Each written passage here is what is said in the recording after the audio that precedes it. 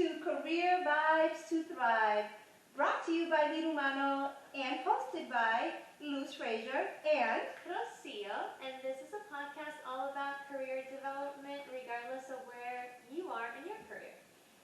So Rocío, this is a two-part series, part 2. Part 1 is episode number 2, so if you haven't had an opportunity to watch the performance management segment that we had, please do tune into episode 2, where we talked about all about performance reviews, what to do to prepare, what to do during. We talked about the best case scenarios. You get an amazing review. We heard about an insider scoop of a manager, right, who's done a couple reviews in the past. A couple? Golly. A couple hundred? Yes, I sold that a bit short.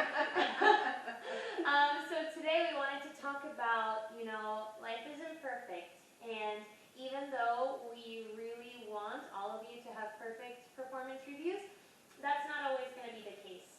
So for this episode, we wanted to talk a little bit about what to do if you don't agree with your performance review, and also touch upon what if you didn't hit a goal in that mid-year review or in that annual review, what to do, how to even start with that. So which one should we start with? I think first, let's just acknowledge, if you have had an experience in which you do not agree with your performance review, drop us a comment or give us some type of sign in the comment to say, that's me, and I can attest for that real time, definitely me. Let's start with the point in which we have that meeting with our manager. We've submitted our performance self-assessment, which we talked about in episode 2. Yes. Now it's time for that conversation in which you're anticipating that your manager is going to give you feedback on your self-assessment, what their points of view of your performance have been, and then in some cases, Rocío, right, you actually get to hear from the manager relative to where you landed regarding the ratings. Yeah. So maybe take it from there? Yes, we will. I guess I'll get started by normalizing that it's completely okay if you didn't receive the performance review that you anticipated. We talked a little bit in our past episode about if you meets expectation in however form the organization does it, that's okay, that's awesome, that is an accomplishment, you met your goals, so don't be too hard on yourself. I'll start by saying that I had a super big performance review fail when I was an engineering student. I went to an internship, and basically the performance review was all about how I was average. And to give some background, I was going through a lot of things personally, so that was just like another jab that I really didn't need it at that point in my life. And I'm titling it as a fail because I didn't do anything about it. I just received it. I didn't really say anything much during that conversation. So today I want to talk about some of the tips that I would have done with the knowledge that I have right now. So for example, you do your self-assessment, it doesn't match with your people leader's assessment. You have that conversation, and then you're in shock. My first tip would be, give yourself some grace. If you need some time to digest the information before you have a follow-up meeting with your people leader, that is completely fine. Make sure to start your review process earlier on rather than closer to the deadline so that you can have some buffer between the day that you started and the day that you submitted. Second of all, if you don't necessarily agree during the conversation and you want to voice your opinion, there are ways to do it in a respectful way. Maybe you mentioned to your people leader, thank you so much for your feedback. I think that example A, B, and C demonstrates that instead of a below expectation, I met expectations. What is your feedback on that? Giving concrete examples instead of feelings, because we're human, is going to be critical during that process. What do you think about that? I think it's spot on, Rocío. I think the one thing that most people forget is that you have to be prepared. Yes. right? We tend to get to a point in which we're like, okay, I have this meeting with my manager, it's on my performance review. You did your assessment, and that's good enough. I would say that you're spot on with the perspective of being able to engage in a conversation during the actual review, meaning you're in the meeting reviewing the review. And it is not an agenda only for your manager. And so I go back from the perspective of me being a people manager and leader, also as a senior executive of HR in organizations in which I was responsible for the performance management process. It's so important to recognize, and if you're a people manager listening in, this one's for you, right? It's not only your responsibility to come prepared for that review. I would highly encourage your team members, as you meet with them one-on-one, encourage them to come prepared for the meeting as well. Send them an agenda. Say, during the review, we're going to cover, your self-assessment, my points of view, we're going to go over every goal, etc. And encourage them to come prepared with their questions, with their thoughts, and that you are openly inviting them into a two-way dialogue. Because what you're saying, Rocío, is so important, is when you see something pop up on that review, and A, you weren't prepared for what that meeting was going to be like. Secondly, you are just shocked by the response because you had no idea that that was coming your way, right? It's a lot to take in. And so here's a really important tip. If your manager has not sent you the review as a completed document to review prior to your meeting, ask for it. What do you think of that? If you had the review Yeah, I know you're right. a few days in hand, and then your meeting's coming up, and then you're encouraged to come ask questions, let's have a conversation, what would the experience be like for you? Yeah, I never really thought of that. I think that's a great tip. I also think not all managers are going to be open to that. Maybe they don't feel super comfortable giving constructive feedback. And if you receive a pushback on that, I would prepare as you normally would. I wouldn't say that's a red flag or anything. Every person, as we always mention, is a human first, and some people will feel more comfortable giving direct feedback by preparing you with it, by giving you their notes, and some of them would want to tell you in person. But I really like that, because I never really even thought about asking a people leader for that before. Yeah, and it is, I love that you called out, look, every people leader will have their own style and preference. Yeah. And in our second episode when we talked about performance management, one thing that I want to bring up as a underscore or double click as a reminder is to say that Rocío talked about feeling empowered. That this performance review process should be a process in which you feel empowered. It's not only your manager's process or HR process. It is your process to shine, to talk about the things that are important to you, to feel acknowledged and recognized for your hard work. And so that requires time and effort to prepare.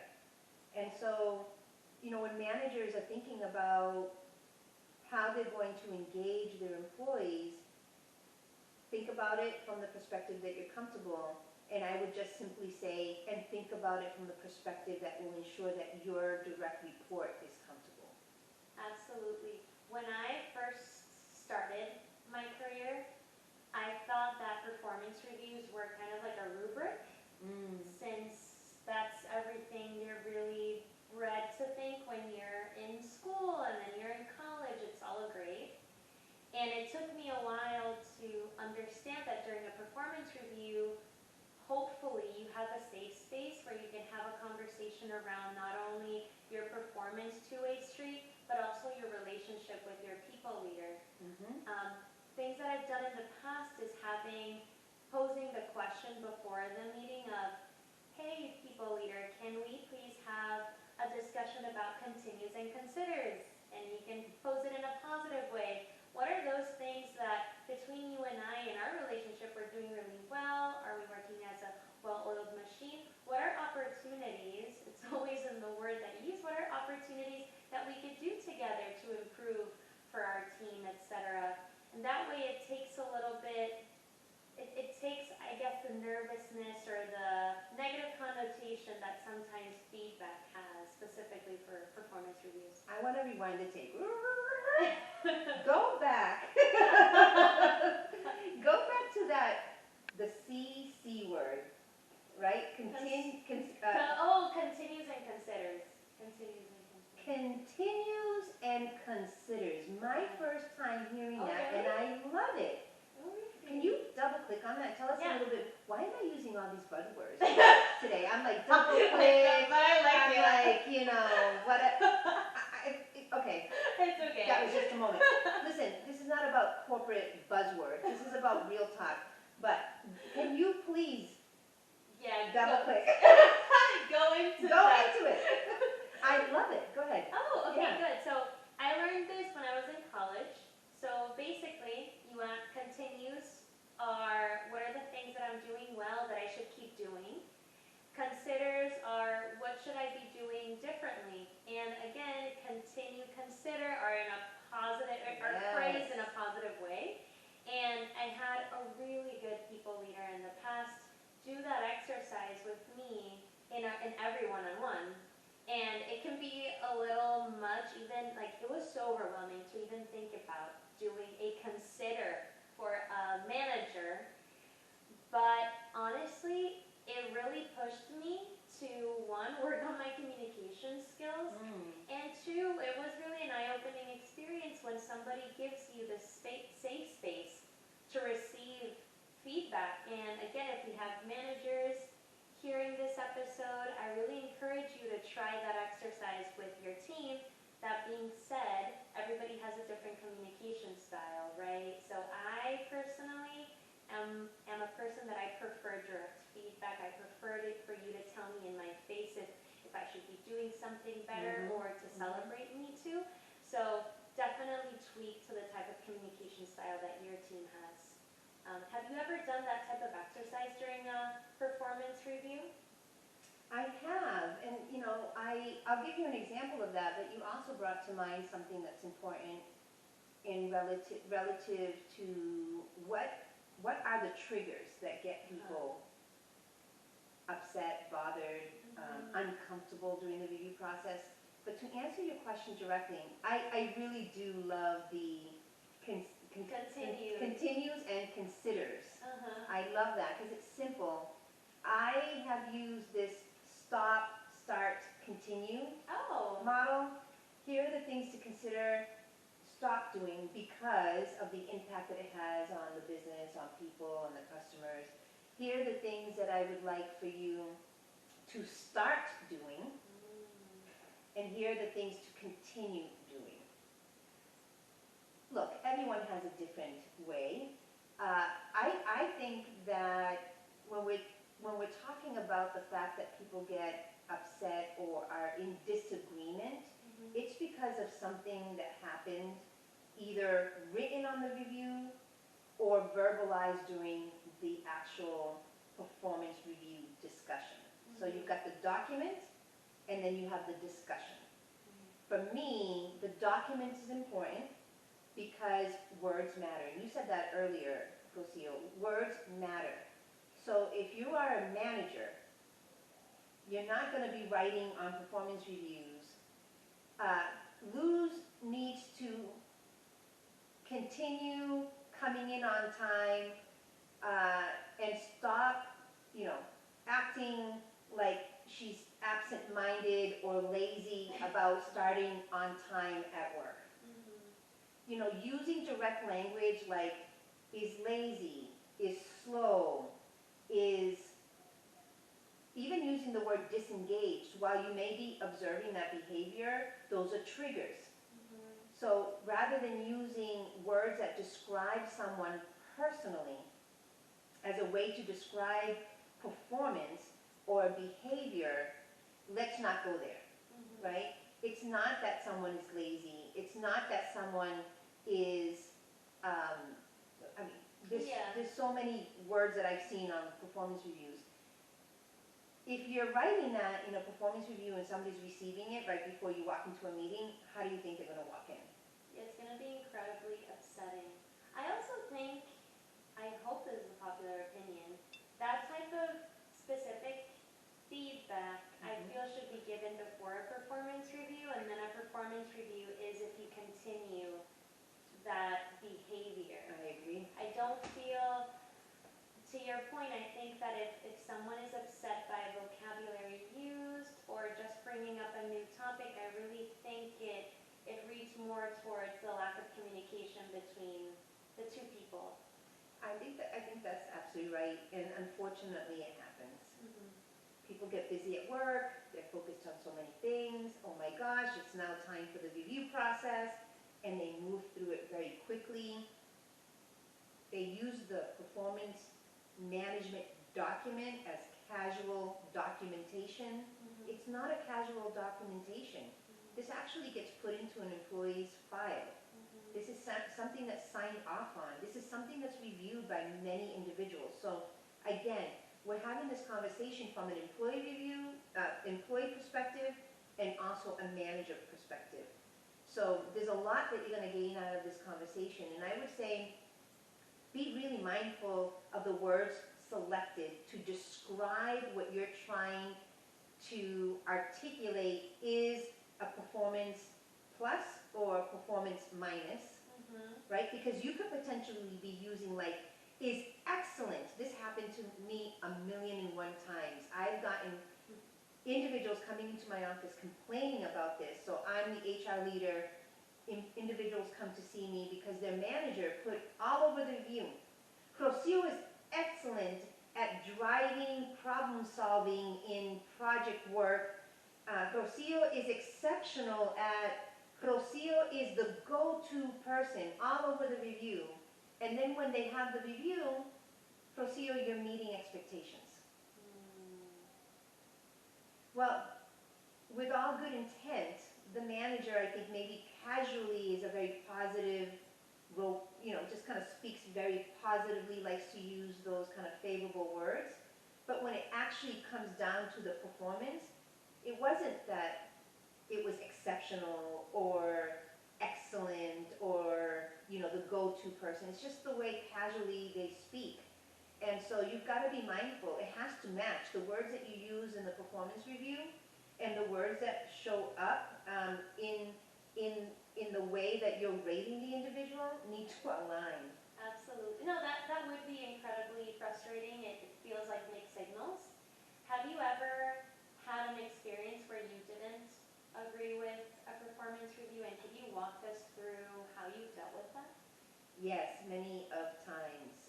Yeah, it's not an easy thing, so I'm just going to acknowledge, right? Because, we are humans with emotions, and look, everybody wants to be considered the rock star, the superstar, the exceptional one. And when you have that mindset and someone comes back to you and says, basically in written form or verbally, that they're not in alignment, it can take a toll on you. So for me, I have had experiences where, not so much in the rating, I'm pretty much aligned on the rating, but in specific areas of work that they expected me to have done, that I believed I did, but they didn't have the same impression. Where, I get something lower rated. Some organizations actually rate each of the goals, and then there's an aggregate. So I was rated lower in a particular area several times in my career, and I happen to believe that it was a higher. The thing is that when you take the time to do your self-assessment in the way that you described in the second episode, Rocío, where you're filling in the details, when you're being that specific, when you are describing not only the what but the how, it's so much easier to have the debate with your manager. But in my case, early on in my career, I didn't do that. I was just simply talking about, oh, that goal, yes, I accomplished that goal on time, and that was it. And the manager's like, yeah, on time, but what about these things? And because of these things, you know, I rated you lower. And so I was not in alignment with that because I thought I had met every single milestone along the way, and what really mattered was just the end. And to the manager, they didn't know that I was working through all those milestones. And that was important to them, but it wasn't written in the review. Is that a good example? I mean, I think it's just it's for me, when there's a disagreement, it is about a misalignment. And usually it's because there's a different perspective on what was expected. Absolutely. No, that makes sense. It's basically tying back to what we said in our previous episode about making sure that you have a robust outline of everything that you did do, so that if you do end up in that situation, you can open the floor and say, hey, this is everything that I did accomplish. And, for example, you gave me this score. What would a 5 look like? Yes. Always yes. And I'm so sure that sometimes people will not anticipate that question and will not be able to answer. Another thing that I was thinking about during this process, if you're listening and you don't have a good relationship with your people leader, and you're still looking to make sure that during the performance review that recognition is captured, consider going to other people in your team that you don't necessarily report to, managers of other cross-functional teams that you've led projects with, and ask them if they can provide feedback of your work. And ask them if you can document that feedback in your performance review. That way, it'll give you, I guess, more of a resume or a more versatile book of people, so that when it does go up to an HR person, they can get more than one perspective. I love that. It's always good to collect the input of others, such as even your mentors, your sponsors, anyone that's observed you, team members on projects. A lot of organizations are matrixed, so you might have your direct manager, but then you might have a different person who's your manager for a project team. All of that input matters. Let's get back to that core topic of when we don't agree. And so, what are the emotions? What are the things that we walk away with when our manager, so in my case when I talked about there was a difference of opinion in terms of how certain goals were rated, I remember at one point there was a really disruptive moment where I simply had to say, I just don't agree. Now, when I said that, I was much more seasoned in my career. I felt more confident. It is not an easy thing to get through, where you feel so clearly, your mindset so clearly differently positioned. That was hard to get out. I was just really trying to get clear about, I am in disagreement. But to say that I'm in disagreement to your boss is not an easy thing. That's what I'm trying to get out, Rocío, right? To tell your boss, well, I don't agree. Yeah, that's very frightening. It is frightening. And so how do you handle it, though? So if the words are not going to come out of your mouth that I disagree, then how do you manage the fact that there is a disagreement, that your mind is set on the fact that, no, you're missing information, or you're missing a perspective that's valuable to me about my performance? That's very hard to answer. I think that earlier on in your career, that doesn't even feel like an option sometimes, because you're younger, I'll speak for myself, I'm still trying to find who I am in the corporate space, the career that I want to have. I think that the first thing that comes to mind, even though I haven't had personally that experience, would be more to use words like, thank you for your feedback.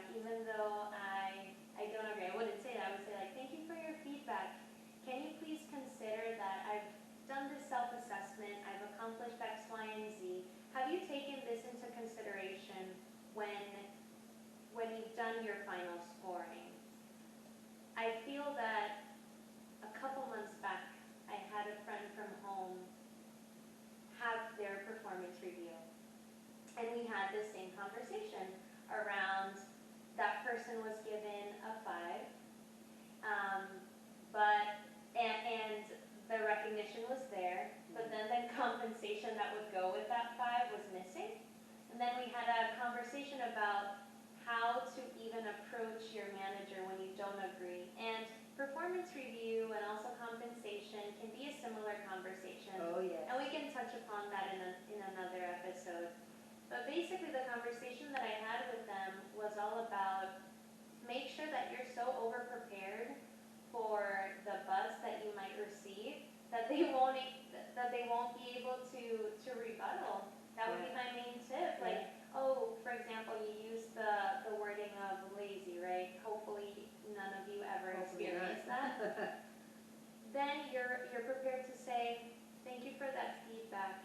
I do want you to consider that I've come to work, 7 to 5 every day. I've been able to accomplish this before the expected timeline. I would say being honest. And if being honest, genuine, and authentic doesn't work, I would say normalizing, escalating to potentially another leader in the organization about how you're feeling. I think it's important to talk about how we're feeling and not just simply take it. Oh my God, no. Right? So here's what we're advocating for. While we recognize it's not easy, and we're a resource, by the way, so you can reach out to us directly at any point if you need one-on-one help. Do not keep that to yourself and let it fester. You will become more disengaged, you will withdraw, you will be unhappy and miserable. And quite frankly, because of the research that I've done in the space of leadership, people leave their bosses, not organizations. So when you let things fester because you don't agree with something that your boss stated in your performance review or just in general, and you don't work through it, it's going to cause you to either fully disengage or have a moment in which you've got to make some decisions, right? Like you've got to move on or something. It's going to make you want to quit, in other words. Here's what I would say also to your very good points, Rocío. When I think about that awkward conversation, because it is very awkward. It is awkward, yeah. And no one wants to stand up to the manager and say, I disagree. I think it's different at different levels. What you can do is feel comfortable with a couple of things. Rocío provided some great suggestions. I would add on is don't feel like you have to get into the debate right there and then. You could say something like, Rocío, I can appreciate your point of view on that. I happen to have a different point of view, but I really need to process. I need some time to think about what you've just said, and I'd like to have a follow-up meeting. And give yourself grace. I loved when you used that word earlier. Give yourself grace to not feel the pressure of having to address everything right there and then. And you know yourself best. You know if what's being said and brought up to you is something that's getting you worked up.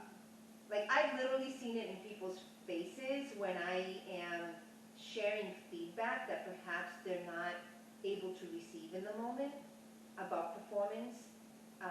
And so even I, as the manager, will say, I know this is a lot to take in, and my perspective is my perspective. You have yours. So maybe we do a follow-up meeting in which we can come back. Let's think about what we've talked about, and we can come back and have more of a conversation around it. I think that it's important not to feel like you have to answer everything right away. I think it's also important to do your research. So come well prepared to the meeting, but if something stumps you, take grace in that you can ask for a follow-up meeting and then do a little bit more research. You may say to your manager and say, look, while we're waiting to meet again, I'm going to talk to my team leader of that project because I think they have a perspective to offer that maybe you weren't aware of.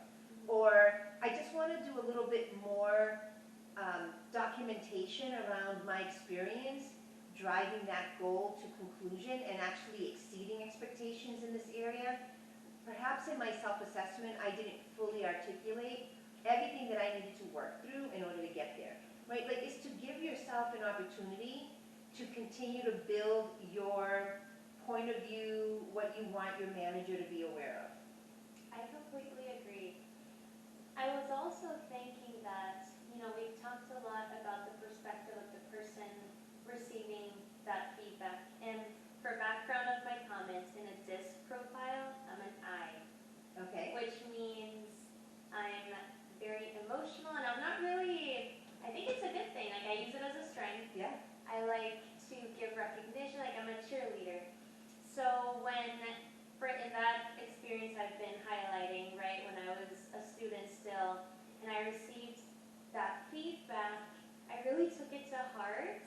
And I remember before I started a position as like an engineer, I would go back to that feedback and read it so that I would be like, oh my God, Rocío, don't be this person. And I would be so hard on myself. And I think that if I would have done what you mentioned about just taking some space to process and then having another conversation, hey, we're all human. And I'm sure that I would have understood where the conversation came from. Right. And it's easier said than done, I feel like. In the other side, I haven't done too many performance reviews like you have. I remember that I gave a particular performance review to a person that was, underperforming. And I was ready, right? Like, I read the books. I think we even had a one-on-one about, how to even approach the conversation. I was ready with my own outline. I came to the conversation and the person opened up about everything that they were going through personally. Not to say that unfortunately is a get out of jail free card when you're in a job, but what I want to say is that after that conversation, I understood where that person was coming from, and I understood that even though they are underperforming and that still unfortunately needs to be accounted for, I also understood how as a people leader I could do better to make sure that I foster an environment. So just something to consider, that when you're also giving constructive feedback, always think about what you can also be doing better as a people leader. And I think we forget that. Absolutely. And that's that side of the performance review process when we're in disagreement, is for those of you who manage people, your point of view is your point of view based on what you've seen, what you've observed. But you can't see all things, and you can't observe all things. So be a lot open-minded. Be open-minded about hearing the different perspectives. So it could sound something like this. Rocío, interesting, because my observations have been that you really have been behind in reaching those milestones for this project, and that's why you struggled so much. And what I'm hearing you say is that you felt like you were right on top of it. Like, there must be something I'm missing. What else do I need to know? What have I not observed? What have I not been a part of in which I didn't see what you're referring to? Tell me more, right? That opens up the conversation. So managers, be open to the fact that you don't know all things at all times. And for those of us who are individual contributors and the ones that are being evaluated, be specific. Be detail-oriented. Come prepared. What else, Rocío? Like, there are things that we need to do too in order to make sure that we are representing ourselves in the best way. Keep track of your accomplishments. Have a note section. I have a note section on my computer. Keep track of the projects that you've led, anything that you've facilitated, anything that, like if you do volunteering, like some people during performance reviews think that they only have to focus on core work things, but doing volunteering, being part of business resource groups, companies love that. Yes. It creates a well-rounded employee, so just have that in mind. But we've talked a little bit about, the good side of performance reviews, a couple of the difficult or challenges when it comes to performance reviews. But what about you when you don't meet a goal?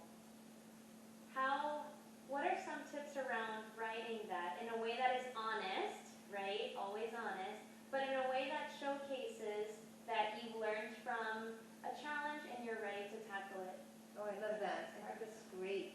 And that is going to be a source of tension when you have the discussion, right? So you might be dreading that part too, because you know that maybe there was one or two things. And here's likely what you're thinking. I didn't meet that goal because of things that were happening in the organization. So it wasn't my fault. It was my boss's fault. It was the process. It was the new system. It was the customer. It was my peer. It was everybody and anything around us. And maybe that's true. Many times it is true. I'm not going to say that it isn't. But there are also things that we need to hold up the mirror and say, did I do everything possible? Did I communicate in the right way to the individuals, those stakeholders that needed to be aware that I was likely not going to meet that goal? And so I think this is where we take a truth pill and we swallow a little bit of humble pie or eat a humble pie. Or, I've never heard about this, right? Yo soy boricua, I don't know. I'm trying my best, Rocío. Like, It's ¿cómo because se we're dice en involved. español? Yeah, like, I think humility, or you just want people to be self-aware. Let's use that word. let's be self-aware, right? And recognize that, hey, maybe we didn't hit it out of the ballpark Yeah. in every area. But you still did a great job because you hit all the other ones, and it's still meeting expectations with a little bit of a gap. Look, not everything is going to be perfect every time. And I think it's all about going into it with a growth mindset, and a mindset that simply focuses on the fact that we are continuously learning from every experience, and the goal is to continuously improve from every experience. So when you don't meet that goal, for me, number one thing is just acknowledge it. Yes. Just acknowledge it and say, look, it didn't happen. There were circumstances. I'm not going to be listing all the people that I think were the circumstances. No. But I will say there were circumstances. Happy to provide more color if needed. Like I might type that right in there. And I will highlight the things that I was able to accomplish. Even though I didn't meet the goal in its entirety, I'm sure there are things that I did that were positive. So, while I did not meet this goal on time, I was able to accomplish X, Y, and Z.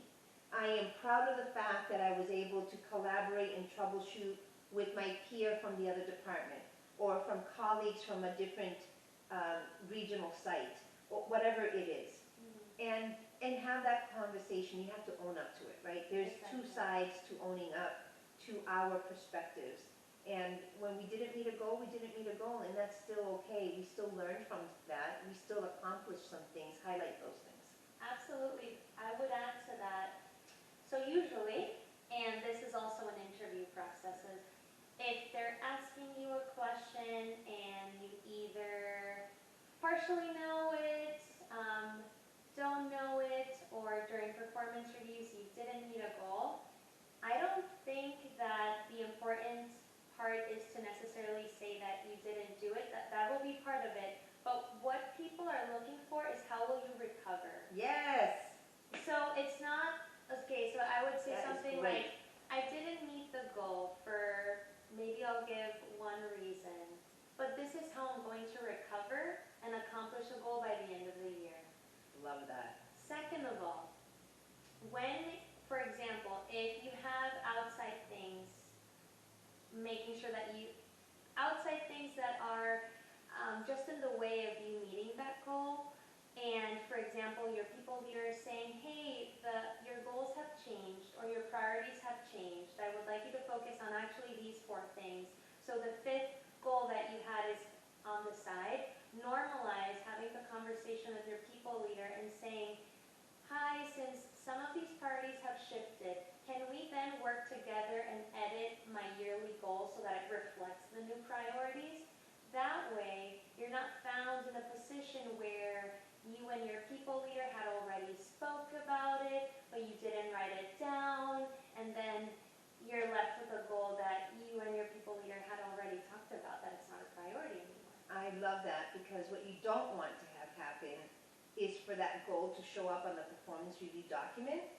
Then you don't have a response to it, but because you said that we were going to, take it off of the priority list, but it's still on there. So I love that as a tip to say, avoid those awkward moments where there's a lot of disagreement by earlier on making sure that you're being evaluated. Like, just look for the synergy.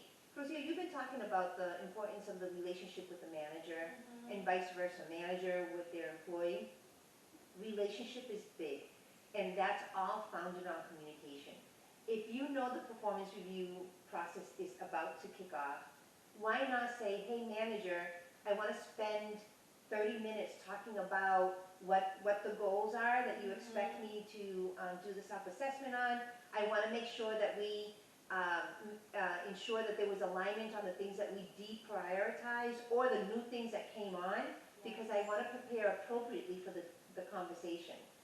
And that will avoid this weirdness that happens when there's a disagreement on a performance review. Absolutely, and also normalize if you're disappointed in the moment or you're feeling a little bit debilitated.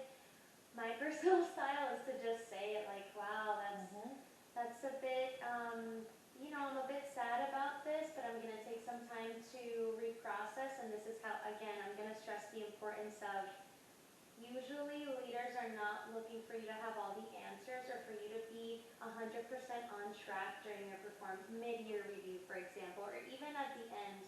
They're looking to see how you will recover, how do you adapt, and how self-aware you are on your progress. So just keep that in mind. You do not have to be perfect. We're human. So if you ever get nervous, think about that your people leader is going through the same process with their people On their leader. end, yes. Your people leader is also nervous to give the feedback. Let's take it back to just being human. So we talked about a couple tips.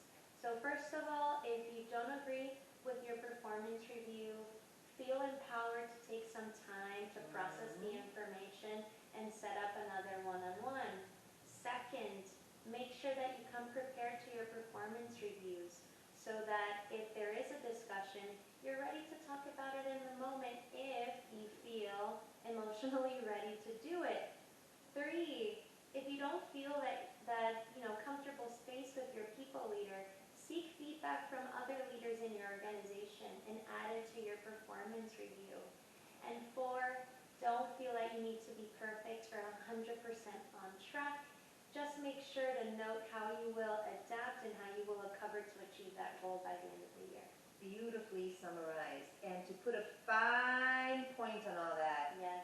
right, is feel and be empowered to put notes, emails, any references throughout the course of the year into a folder, so that when you start this process that you had just talked about with these great tips, you have something to work with.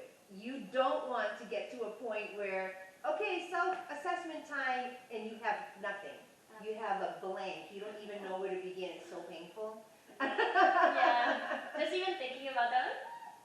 So I love that. And we hope that while we talked about many different things in addition to how hard it is to have a performance review when you don't agree, we hope that all the tips that we provided you are enabling you to prepare for the best possible performance review experience. Remember that it's not just your manager's responsibility, it's yours as well to make it the best possible experience and outcome. At some point, we're going to also be talking about how this all ties into compensation, how this all ties into when you want to get a promotion and be advanced into the organization. At the core of all of this, of getting to compensation, getting to advancement, all of that, is put your house in order. Make sure that you are open with your manager, talking about goals, talking about what's enabling you to meet your goals, what is in the way of you to meet your goals, what needs to be prioritized, as you mentioned, Rocío. talk about your development, talk about what you want to be a part of. At the core of all of this is the communication that you have with your manager. So that is key. Everything else will fall into place. The performance management process, the compensation, the advancement stuff all falls into place when you have a open and rich, and I would say, my best experiences with leaders, it's really been a delightful relationship. It's something that I really enjoy because I can't wait to talk about, like, what am I doing well? What more can I do? All of that. And so work on building that trust and empower yourselves to really build a natural and productive engagement relationship with your manager. Absolutely. And comment, drop a comment if you've ever experienced this. If you agree with the feedback that we're giving, if you thought that anything was helpful, that would mean the world to us. We are on YouTube, Instagram, and LinkedIn, and we're always looking at new platforms to make sure that we create the resources and tips that we wish we had when we started. For sure. And share with folks that you're in your network, in your family, in your circle of friends that could benefit from these conversations that we're having. Definitely tune in. There's so much more coming your way. And as we end this episode, we're going to, again, invite you to put in the comments, what other topics do you want us to talk about? Please. What do you want us to dive deeper in? And do not forget that you are in control. So with this topic of this episode, we're talking about the fact that, you are in disagreement with your performance review. Just know that you are enabled and empowered and in control of navigating that conversation in a productive way.